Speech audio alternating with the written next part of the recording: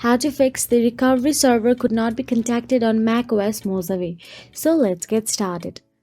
The first easiest way is to boot to a newer version of macOS recovery if your Mac supports it. macOS Mojave and newer internet recovery version do not have this issue. You can follow or simply go to the supportapple.com and download the latest version of macOS internet recovery. Secondly, this fix is quick and easy and can be cleared out with a simple NVRAM PRAM reset. Once in macOS recovery, click Install or Upgrade macOS High Sierra. On the next screen, from the menu bar at the top, select Window and then Installer Log. Now click the arrow next button, it will stall again and show the error. Now you will see the error log at the bottom. Click the continue button, it will take 10 to 20 seconds for the recovery error to show up. When it does, go to the log at the bottom and scroll up to the very top and look for this line below. Now click edit from the top menu bar and select copy.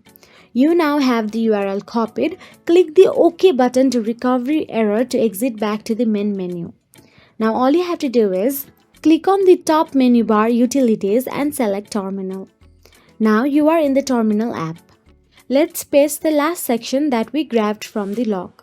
Click Edit from the top menu bar and select Paste. Now highlight this URL and click Command C or Edit to copy. Now you are back at the main command line. Now type in the following command, then select Paste. You will need to remove the S from HTTPS, so it will send the command over port 80 from this to this. The final command will look like this, so simply copy and paste it. When complete, hit enter. You will now be back at the command line, exit terminal and go back to the main menu. No reboot is needed. Click Install macOS High Sierra. You will now be able to click Past and install.